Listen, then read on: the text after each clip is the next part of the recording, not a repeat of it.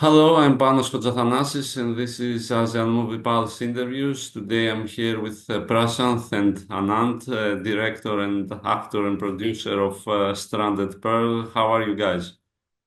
Good. Oh, we're very good, thank you. Okay, excellent, excellent. So, first question, inevitably, what's happening in Cook Islands? Where are the Cook Islands? How is the movie industry there? What's going on with the whole place? That's a very loaded question. Cook Islands. Oh, look, Cook Islands is a Ream country of New Zealand. It's a beautiful place. It's like an island destination, like Okinawa is for Narita or Tokyo. Okinawa or for Japan. It's it has a lot of creative people who have worked in the New Zealand industry who live there and use that place as a retirement. Very beautiful destination to shoot films. So there's people do short films, documentaries, but feature films is very hard because funding. It's always about funding, and the country doesn't have the same rebate scheme as bigger countries and those things. So it's always people with passion who will do something and make a movie like that. Mhm, mhm. And And tell me a tell me bit a bit about about the the inspiration inspiration behind the behind the story. How did story. you came up for the story? I'm not sure who wrote the movie. Prashant, you answering or shall I? Anand, you answer, Anand. Okay. So the inspiration of the movie came from myself. I came from New Zealand to Cook Islands to spend some time with my family because I needed a break from the New Zealand life. And what Cook Islands did to me was it really connected me to myself. And that was the inspiration for the whole story is that if you want to find yourself, Cook Island does that for you. It allows you to find your personal inner journey. And so this is how the story evolved. The script idea of Julia finding herself, but in order to do that, you've got to lose yourself and accept what's been given to you. And so yeah, no, that was the journey you see for Julia, and and then we brought a script writer to convert the story idea into a film script, and then she had added the perspective of a female's point of view versus a male's point of view. And as you know, we made it about a female genre because this sort of story and people who bring people in audience is women. Women tend to bring their partners into the film and cinema, so we made it a story about a female. And to get a better to see an emotional side of the thing as well as get the audience to come and watch a story which is about connection. And tell me a bit about the path that led from, let's say, the script to the movie. How did the funding work? How did the casting work? Where did you shoot? Just on that question, the whole thing started with Anand getting all the resources together, right? So he pulled together from the script. It was his idea. He pitched it to who he wanted to pitch it to, and then eventually it came to us. So he got us all together. And that's how we got to make the film. From the funding point of view, I think Anand, you should speak to it because a lot of it is actually private equity. And towards the end of I guess the making of the film, which is the post production, we had the generous support from the New Zealand Film Commission to help us complete the film. And Anand, I think please expand on that. The thing about these sort of things is that a lot of it's a passion I had for art film, and the passion was that we got to make something that gives that brings Cook Islands into focus, and it really shows what Cook Island can give, which people are missing in life, and so that's why. And I was a filmmaker. I did a couple of films before, and I made a film in New Zealand, so I had a little bit of history and background in it. So what happened is I got the community to assist me. I had all the government departments, all the tourism departments. Everyone came on board when I shared the idea. They helped me bring the actors in, and then I got private equity funding from myself and a few others, and we put some funds in, and we shot the film in Cook Islands. for a fraction of a price which anyone else would be paying. And then we did this. Then what happened is COVID hit. And when COVID hit, we didn't know what to do, so everything got put on hold. But after COVID finished, then we went to New Zealand. We lost some of the investors we wanted to get because there was no market. No one knew whether cinemas will ever take anything or anything. But then we had New Zealand Film Commission come on board and help us finish the post-production.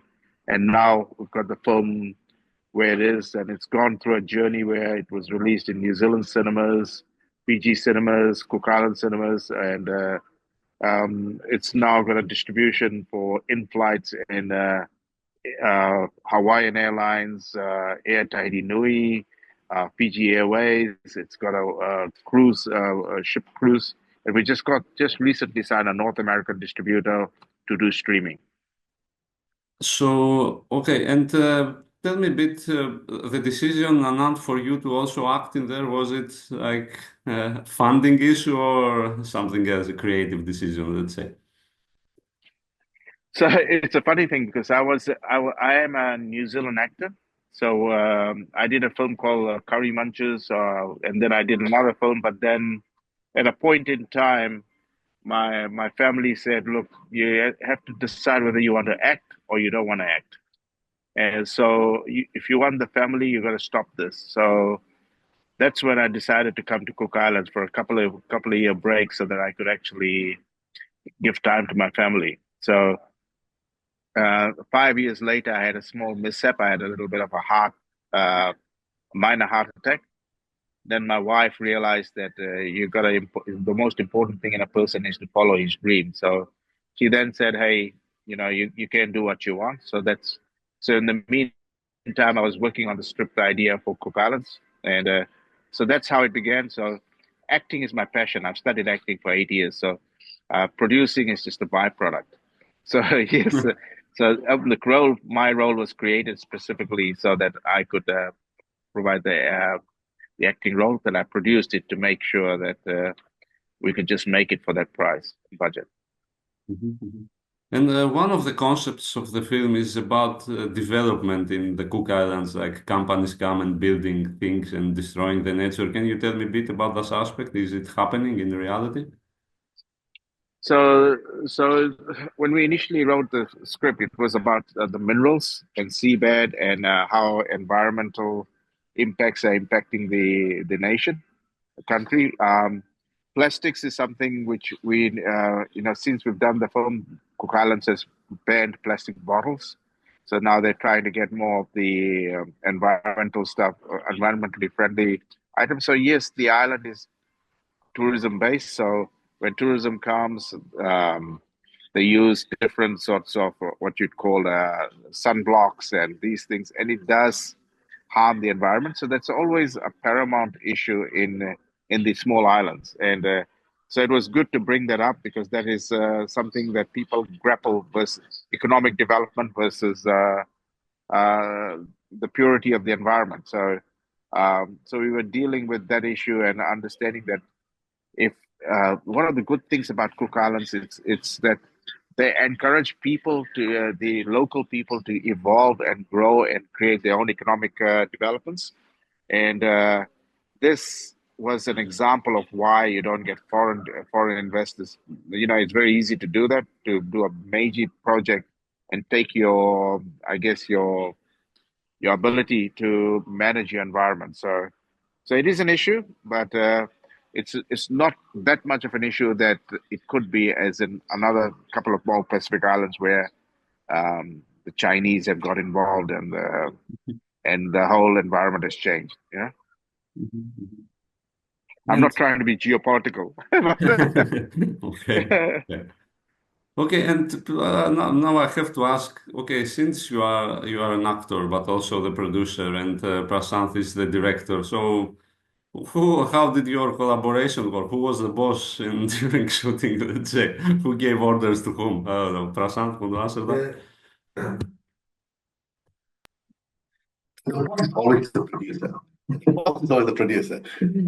But no, in respects to the collaboration of the film, So I'm one of two directors. Ken Khan, who couldn't be here today, he's also the other director of the film. And at that point of time, when the film came to conception and got to us, I was invited by Ken Khan to co-direct the film with him. So that was a true privilege, and that's how we all met. But from the get-go, it was a collaboration. We had to be on the same page. Yes, we had our hurdles, we had difference of opinions, creative visions, but and that is normal for any project. But I think the nature of the story itself helped us find our journey as a creative, as a core team. Mind you, this is a pure representation of an independent film, and you've got limited crew, and you just don't have the luxury of, I don't want to do this, I want to do this. You just can't have that. We have to somehow find the neutral grounds and come together. And this is a film that got us there. So, of course, Anand being the producer, playing multiple hats, we had to go to him and say, Anand, look, we want this for this particular scene. Can we achieve this? And believe me or not, Panos, this guy here, he would manifest something if he really wanted it. If he wanted a boat to look like that, tomorrow the boat is there on the wharf. So he has done so much with the help with his support to get us the production value that we wanted for the film. And what would you say was the most difficult scene to shoot? And also, if you have a favorite, something you felt. Difficult scene to shoot. Oh God. I think the I think the outdoor, especially the outdoor shoots. So everything on the beach, everything on the island, we are working against environmental factors. So we always the biggest challenge in Cook Islands, I guess, it's the sun, the daylight. It's great to have sun, but that means we have to be very creative in how we try to create the lighting of the scene. In fact, I think some of the best shoots were the night shoots because you could control that with fire and all of that. But with natural lighting, that was a bit of a challenge. For me personally, yeah, the challenges were, I think, the initial part of making the film because we were a crew that we didn't know each other, so we had to really come together to find ourselves to work together. But my best scene is, if you recall, was the ship where the boat goes down and Julia and Sid have to jump off. It was so much fun creating that, and that ingenuity goes to Carl Scott, who's the DOP. The way he instructed us to create that scene was pure genius. And I was the guy that's trying to create the lighting effect in there. And that was fun. I just loved it. For you? Anand, for you? Wow. For me, I guess the amazing. I mean, look. For me, I think it was the lighting and the sound because you're working in natural environment. You are actually in a place where everything is uncontrollable, and you're supposed to be in a very stranded island where there's no animals, nothing there. So that was the challenge. And then because the sun keeps moving, and you're shooting one sequence is supposed to be in the day, the one's supposed to be in the night, and because it's the same location, you're not trying to. So how did the lighting guy manage the lighting to create that the sun was at the right time at the right year so that it looks like the day was passing by? That was really interesting and a very good challenge. Yeah, Prashant, like Prashant says, the boat scene. The boat sinking scene was a very difficult scene, and it was pulled off quite well. And yeah, there was. I think what we did as even the jungle scene. Like you ask people to climb up a jungle to come and shoot, and they're not, carrying equipment, lugging it in there. It's not easy. So, it was good. It was good. I loved the fact that everyone put an effort in. So most things were challenging, but everyone was loving it. So what else am I going to say? Okay.